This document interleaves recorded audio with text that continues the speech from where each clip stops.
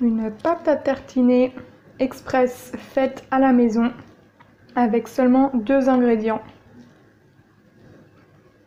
Voici la recette que je vous présente tout de suite.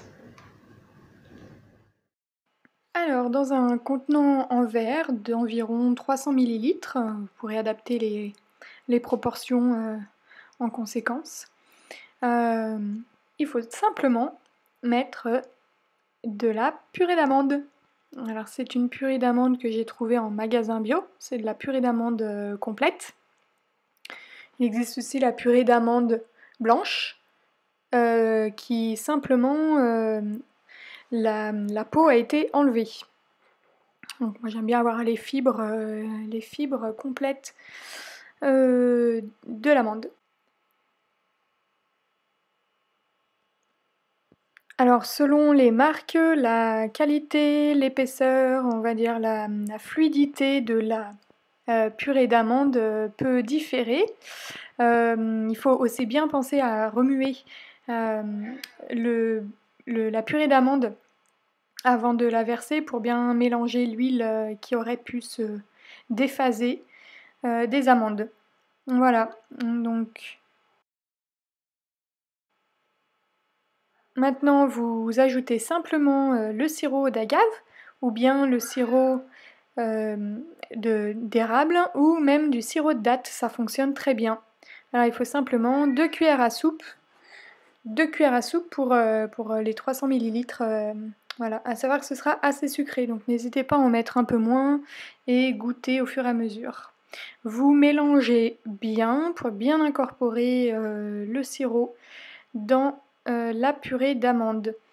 Il faut savoir qu'il est possible qu'il y ait une réaction, notamment avec le sirop d'érable, et quand il est froid aussi, où votre purée d'amande durcit. Donc c'est toujours aussi bon, c'est juste que la consistance sera un peu plus épaisse, comme si vous sortiez votre beurre du frigo. Et c'est d'ailleurs ce qui s'est passé dans ma première vidéo sur la pâte à tartiner express au chocolat, 3 ingrédients. Elle est devenue toute dure. Donc il faudra juste la prendre au couteau et l'étaler sur le pain, sur la tranche de pomme, etc. Et vous pouvez aussi ajouter du cacao en poudre, ou plutôt du chocolat en poudre. Ou bien de la poudre de caroube pour en faire une pâte à tartiner au chocolat. Mais alors je vous garantis que même sans chocolat, elle est délicieuse. Et si vous voulez voir l'usage que je fais de cette pâte à tartiner dans ma recette préférée, eh bien cliquez sur le lien dans la description ou le lien qui s'affiche en haut, c'est le sandwich de pommes. Alors ça vous a plu ?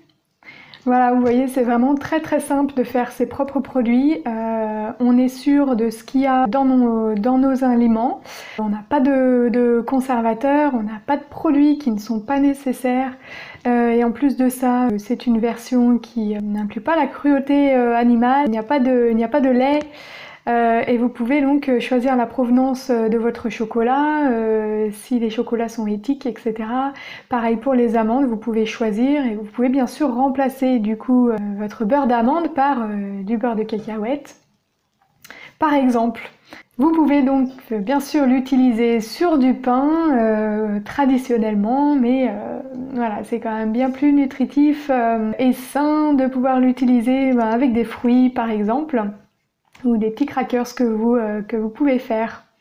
Voilà, n'hésitez pas à aller voir la recette des sandwichs de pommes que je vous mets dans la description et puis j'essaierai de vous le mettre en haut de l'écran. Et sur ce, je vous dis bon appétit et à bientôt!